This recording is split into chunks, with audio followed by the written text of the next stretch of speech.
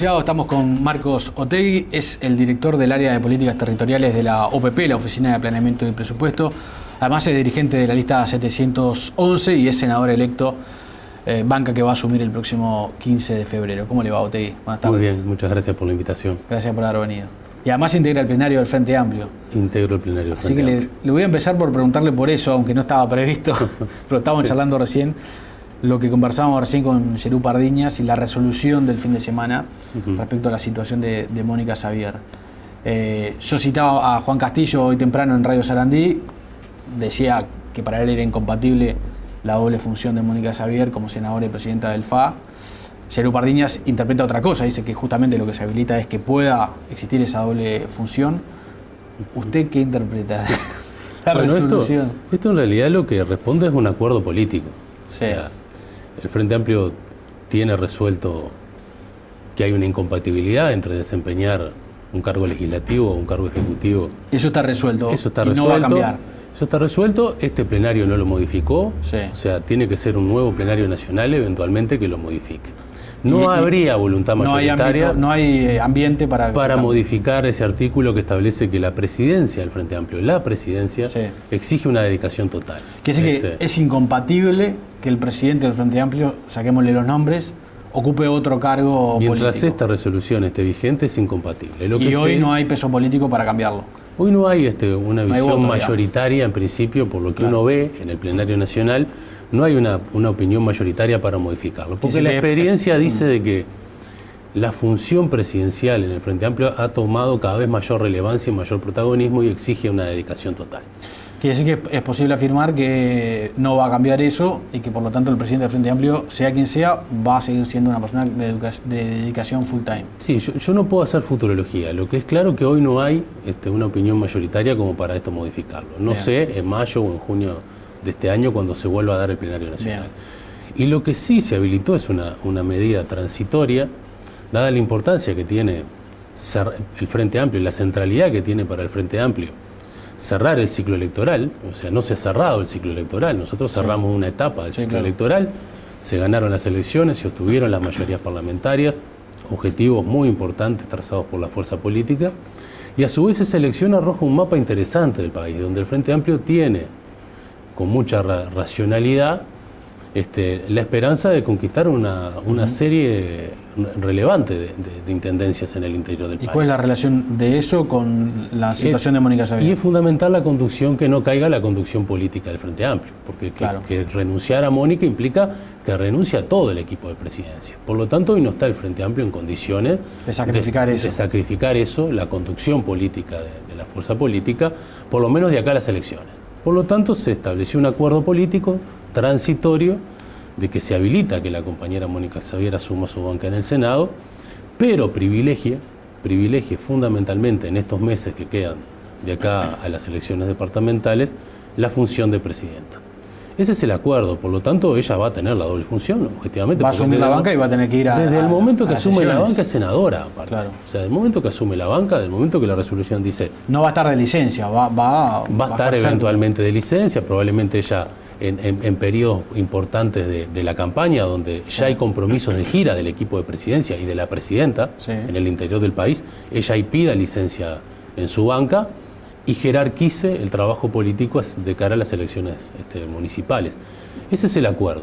En el próximo plenario nacional habrá que evaluar el Frente Amplio qué mecanismo de dirección va a tener de forma transitoria hasta que haya una nueva instancia para elegir autoridades que probablemente sea en el año que viene. No podemos salir de una etapa electoral ahora en mayo y el Frente embarcarse. Es difícil que este año nos embarquemos en realizar, por ejemplo, una elección interna como hicimos. Pero quiere decir que esta doble función de Mónica Xavier se puede extender hasta el año que viene. No, probablemente lo que se va a establecer, la propia resolución establece la creación de una comisión. Esa comisión va a proponer una forma de conducción transitoria hasta que el Frente Amplio elija autoridades nuevamente. Sin Mónica Xavier. El equipo de presidencia actual llega hasta el próximo plenario nacional posterior a las elecciones departamentales. Que sería después de mayo. Después del primeros días de junio, fin de mayo, sería ese plenario nacional, donde ahí este equipo de presidencia a su vez termina su mandato, porque esto estaba establecido por 30 meses, por lo tanto ellos llegan a la finalización de su periodo de mandato. Se tendría un gobierno transitorio hasta el año próximo, donde se elegirían nuevas autoridades. Probablemente esa sea una posibilidad bastante cierta. Quiere decir que la situación de Mónica Xavier va a ser de mediados de febrero, marzo, abril y mayo, esos 3 meses y medio. Estos meses enfocados en las campañas municipales. Y va a estar habilitada para la doble función. Sí, eso está claro. Privilegiando el rol de presidente de Frente Amplio, eso también el plenario lo manifestó con claridad. Y ese es un acuerdo transitorio, fue votado prácticamente por unanimidad, solamente por un voto. Evidentemente hay una interna política ahí importante. No, la interna... Porque uno lo escucha a Juan Castillo y dice lo contrario. La interna que está planteada es que había compañeros que legítimamente sostenían de que este plenario tenía que retirar la inhabilitación para cumplir la doble función, claro, y otro conjunto importante de compañeros que pensábamos que esa se tenía que mantener. Claro. Pero eso no se fue a discutir al plenario, se fue a discutir una forma de transitar estos meses que sea lo mejor para el Frente Amplio. Lo mejor para el Frente Amplio es que la conducción política tuviera continuidad, por lo menos hasta las elecciones municipales, y la resolución habilitó eso, que Mónica suma su banca, pero que privilegie la función de presidenta del Frente Amplio. Ahora, esto genera un antecedente importante, ¿no? Porque a la hora de elegir nuevas autoridades,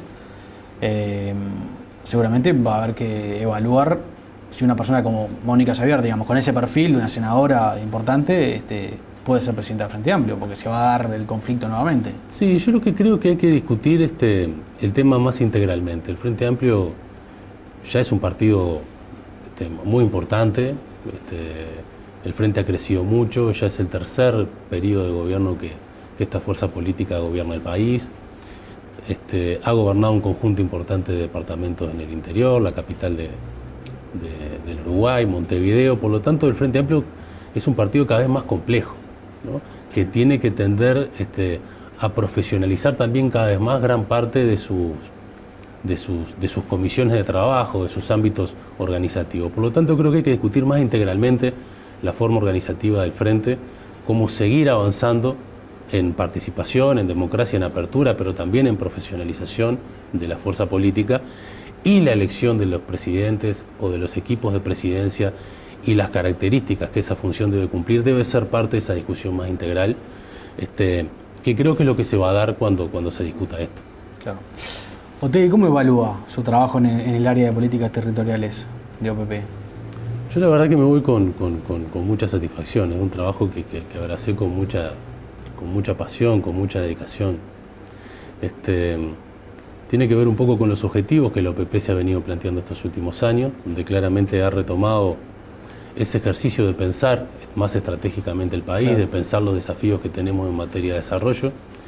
El crecimiento y la consolidación que el Uruguay ha venido teniendo estos últimos años nos permiten en esta etapa pensar cuáles son los caminos más estructurales, cuáles son los cambios más estructurales que el Uruguay debe procesar para colocarnos en esos objetivos de desarrollo. Y la dimensión territorial de eso fue un elemento que también se incorporó al debate. Esto va de la mano de las políticas de descentralización y de mirar el país integralmente. Yo creo que como nunca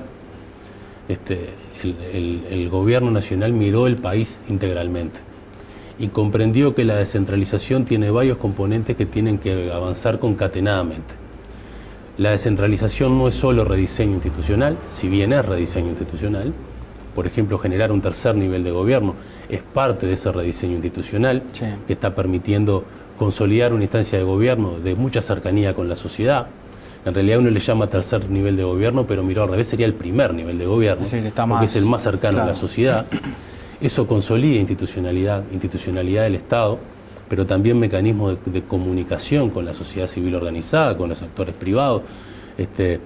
Los territorios son sociedad de actores diversos, y la riqueza de un territorio y el potencial de un territorio para desarrollarse va de la mano de la consolidación de ese sistema de actores. ¿No se debería habilitar el voto cruzado en ese sentido, para dar más libertad al ciudadano? Yo estoy de acuerdo con el voto cruzado, estoy convencido de que hay que habilitarlo, creo que fortalece este proceso de centralización, claro, y esta herramienta es un complemento necesario de este proceso. No hubo para este periodo... No hubo, y esto discutirlo en las coyunturas electorales siempre es malo, claro, ¿no? Hay que tratar de estas cosas discutirlas antes, con tiempo, y que no empiecen los cálculos de de calculadora cuánto me favorece o cuánto me deja de favorecer. No es el mejor momento. Claro. Pero el rediseño institucional es un componente, la cantidad de recursos que el gobierno central ha destinado a los gobiernos departamentales es otro componente importante de este proceso de descentralización. Se han más que triplicado los recursos que el gobierno central. ¿Cuál fue el presupuesto en el quinquenio? Y por ejemplo, nosotros tomamos como parámetro 2004 y las transferencias estaban en el horno de los 250 millones de dólares. En el año 2014 superaron los 500 millones de dólares. Es un crecimiento muy grande de los recursos que el Estado central transfiere a los gobiernos subnacionales. Eso es dinero que se transfiere directamente a los departamentales. A través de distintos instrumentos, a través de fondos, proyectos, algunos de libre disponibilidad para los gobiernos departamentales. ¿Y lo ejecuta directamente la Intendencia? Muchos son ejecutados directamente por la Intendencia, otros son coejecutados, ¿no? De alguna forma, ahí hay distintas formas de ejecución. Y el tercer componente de este proceso de descentralización, que es en lo que nosotros hemos estado involucrados y hemos estado trabajando desde un rol de planificación y de articulación, es que el Estado debe garantizar que servicios públicos de calidad, que bienes públicos de calidad, lleguen a cualquier rincón del territorio nacional. O sea, el Estado debe garantizar que servicios públicos de calidad, que bienes públicos de calidad, cualquier ciudadano de este país, no importa dónde viva, acceda a la misma calidad de bienes públicos, a la misma calidad de servicios públicos. Y ese es el otro desafío del proceso de descentralización, de estados que se consolidaron básicamente desde las áreas metropolitanas y que generaron desequilibrios importantes desde el punto de vista territorial. Por lo tanto, el Estado tiene que generar un rol compensatorio y redistributivo del punto de vista del desarrollo territorial. Y ahí se han hecho avances muy importantes en materia de salud, sin duda en materia de educación, sobre todo a través de la UTU. La UTEC es un instrumento también muy importante, pero por ejemplo electrificación rural, caminería rural. El Uruguay ha avanzado realmente en ese sentido y bueno. ¿Y ahí cómo fue la relación con las intendencias? Y la relación con las intendencias ha sido... Han habido algunos cruces entre OPP y algunos intendentes. Sí, siempre hay cruces, pero desde el presidente de la República marcó una hoja de ruta. Esa hoja de ruta marcó una política de entendimiento y de mucho diálogo con el Congreso de Intendentes. Tabaré Vázquez ya lo había hecho también. Él fue intendente, por lo tanto, estuvo de ambos lados del mostrador, conoce muy bien este tema y por lo tanto yo creo que lo que hay que esperar es no solo continuidad, sino profundización de este proceso de descentralización. Y ha habido un nivel de articulación y de diálogo muy bueno. Siempre hay en algunos temas enfoques distintos y eso se manifiesta públicamente entre los intendentes y las autoridades, que en realidad el rol que tienen es tratar de que esos recursos públicos primero se ejecuten y segundo se ejecuten de manera eficiente. Claro. Porque son recursos de la sociedad. Acá a veces nosotros lo hemos hablado con muchos intendentes, sino porque esta plata de la intendencia no es plata del gobierno, la plata siempre de la gente. Sí, ¿no? Sí. O sea, los recursos públicos son recursos salen del mismo lado. Salen de la gente. Por lo tanto, la responsabilidad nuestra es tratar de que eso se ejecute con eficiencia. Y creo que el Uruguay ha dado un salto cualitativo en materia de descentralización y en materias de política de desarrollo territorial, colocando el foco de lo territorial en el debate público. No se puede discutir los desafíos de desarrollo mirados desde Montevideo, claro, o desde la centralidad de los ministerios. El Uruguay no puede establecer objetivos racionales, eficientes, hacia adelante en materia de desarrollo si no incorpora la diversidad de territorios y lo que esos territorios necesitan para ser parte de un proceso nacional de desarrollo. Creo que en eso hemos avanzado mucho. Pero en general están conformes con cómo se ha desarrollado, cómo han desarrollado las intendencias esos planes y esa ejecución. Nosotros creemos que hay mucho para avanzar. Las intendencias, la mayoría de las intendencias no tienen autonomía financiera, claramente eso responde a veces a problemas de gestión, a problemas de recaudación, se arrastraban problemas históricos, los vinculados al alumbrado, los de la patente, etcétera. Eso se ha avanzado, hay que seguir por ese camino avanzando mucho más. En un momento el presidente habló de transformar en 6 regiones el territorio nacional, y cambiar, digamos, de manera la relación de gobierno y territorio. ¿En qué quedó ese proyecto? Eso se ha venido trabajando, hay un acumulado en ese sentido, hay avances importantes, sobre todo en materia de diagnóstico y en algunos casos hasta de directrices de desarrollo territorial en clave regional. Hay algunas experiencias muy interesantes, por ejemplo, Región Este. Cuando hablamos de Región Este hablamos de Maldonado, La Valleja, Rocha, 33 y Cerro Largo, hicieron una experiencia muy interesante donde OPP coordinó, donde trabajó también la DINOT, la Dirección Nacional de Ordenamiento Territorial, y llegaron a elaborar primero un diagnóstico de la región, cuáles son sus fortalezas, sus debilidades, cuáles son los movimientos poblacionales, cómo ha afectado el traslado de poblaciones, por ejemplo, a departamentos como Maldonado, que generalmente quien recibe mucha población que busca un mejor horizonte, que busca trabajo, y estableció una hoja de ruta de cuáles serían los objetivos de desarrollo territorial en clave regional. Eso se ha trasladado también a otras regiones, y creo que el Uruguay tiene que avanzar mucho en eso, porque hay algunos temas que el Uruguay, la dimensión departamental es estrecha, la dimensión departamental queda chica para pensar realmente una estrategia sobre ellos. Por lo tanto hay que pensarlo en clave regional. Cuando uno piensa en materia educativa, tiene que pensarse en clave regional. Cuando uno piensa en materia de llevar al interior alta tecnología en materia médica, de diagnóstico, que muchas veces es ausente, no se puede pensar en términos departamentales, se debe pensar en términos regionales. La conectividad del país se tiene que pensar en términos regionales, porque la conectividad del país tiene que ser mirada integralmente. Hay que mirar todo el sistema de puertos, hay que mirar todo el sistema ferroviario y todo el sistema de rutas y cómo nos vamos articulando con la región en materia productiva. Eso, si no se piensa regionalmente, se piensa mal. Y creo que en eso hemos venido avanzando, y creo que este próximo gobierno va a dar pasos muy importantes en ese sentido. Pero ese proyecto del presidente entonces está en marcha, no está abandonado. No está en marcha. Inclusive el Congreso de Intendentes votó una regionalización. Formalmente el Congreso de Intendentes, los intendentes asumieron. ¿Y cómo funcionaría eso? ¿Como una coordinación entre las intendencias que hoy existen, los departamentos que hoy existen? Sí, como una coordinación en ¿O se cambiarían las fronteras, digamos, de...? No, eso no está planteado. Eso sería por una etapa muy posterior de desarrollo y de consolidación de estos procesos, del cual estamos muy lejos, pero sí los intendentes acordaron una regionalización y acordaron sobre qué temas habría que empezar por esa regionalización. Y por ejemplo, el que más jerarquizaron fue el de caminería rural, porque los caminos no se cortan en la frontera de los departamentos, ¿no? Entonces, y hay caminos que es más natural que los tome una intendencia que no están en su departamento. Que no está en su departamento. Entonces, resolver los temas de caminaría rural en el país implican tener una mirada regional, implican que estas asociaciones se consoliden, primero que estos diagnósticos se consoliden y que la estrategia se explicite y que sea en clave regional, para después encontrar los mejores instrumentos de ejecución. Que a veces las intendencias pueden sumar sus capacidades, ¿no? En materia de parque de maquinarias, etcétera, ¿no? Claro.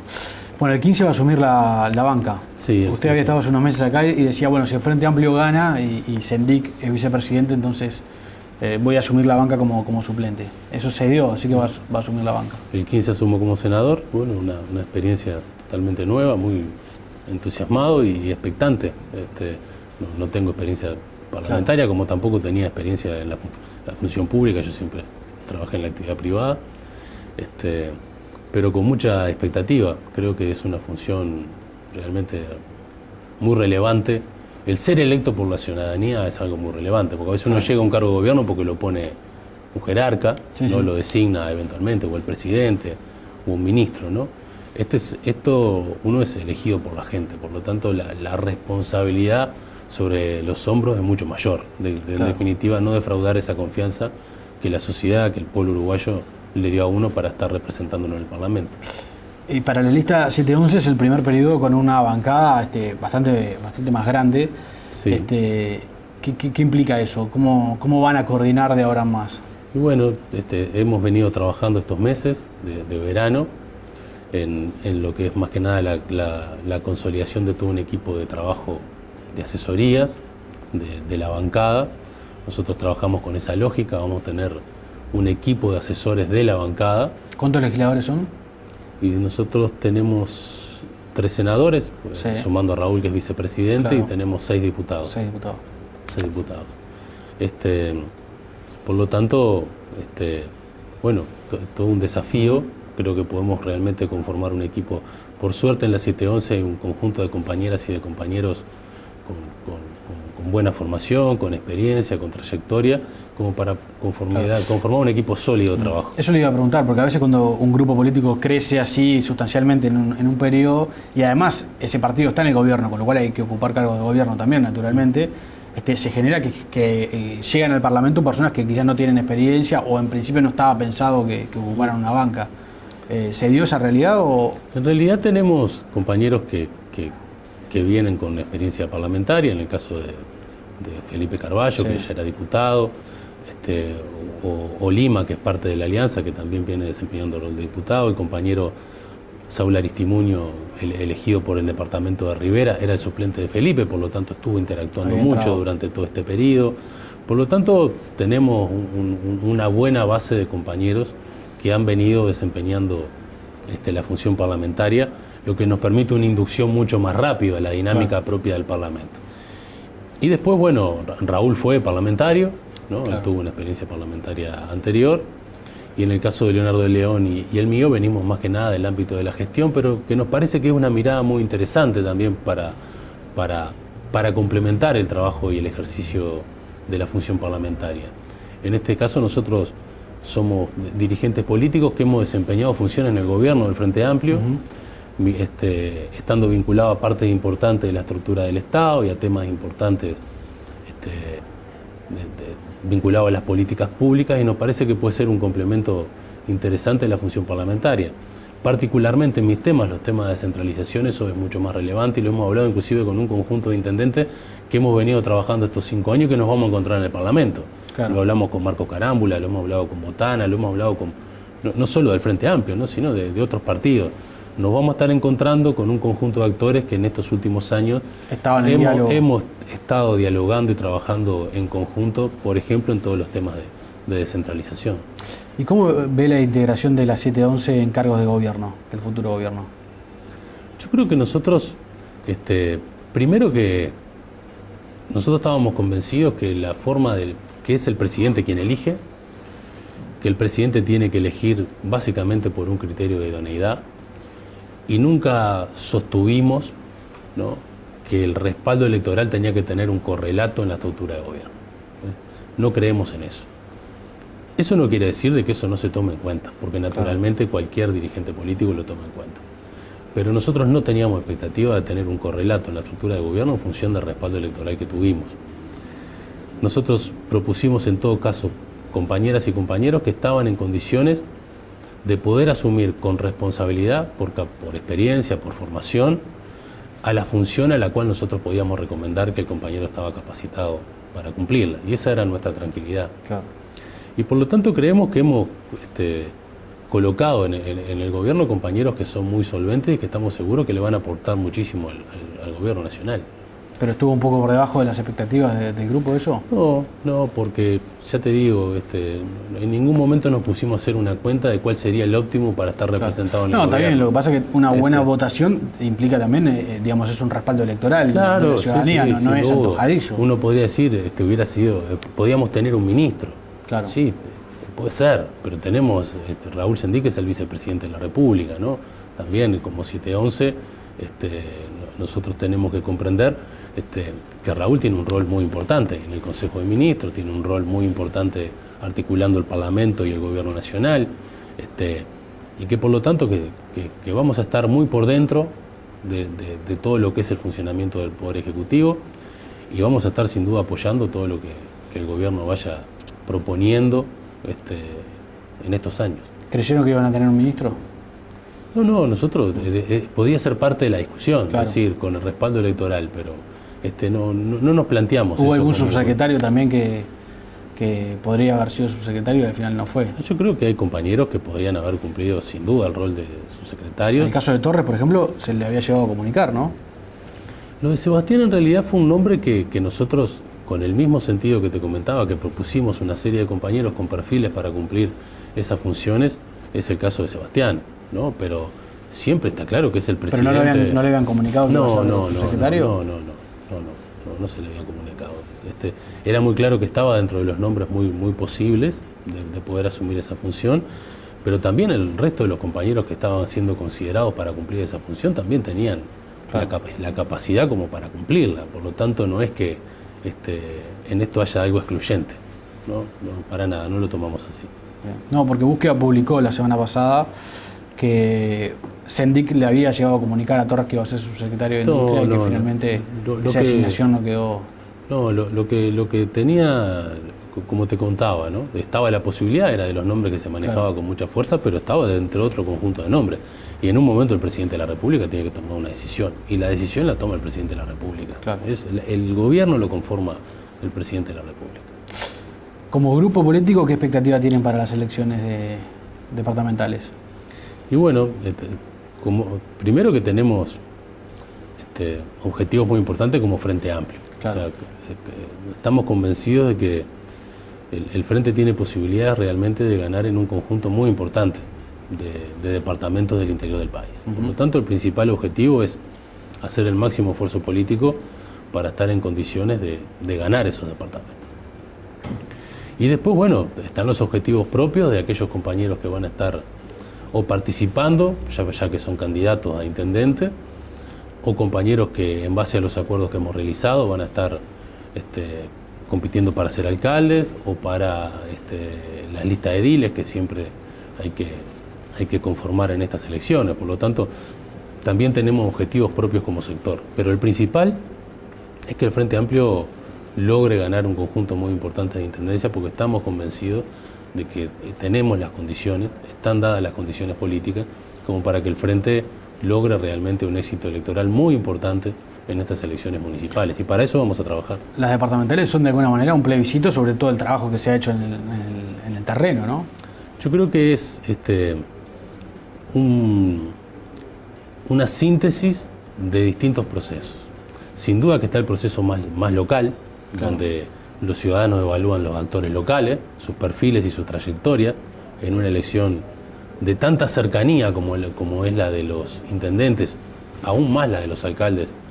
La evaluación personal de los desempeños es muy importante. A nivel nacional se pierde mucho más. A nivel nacional eso ya se pierde más.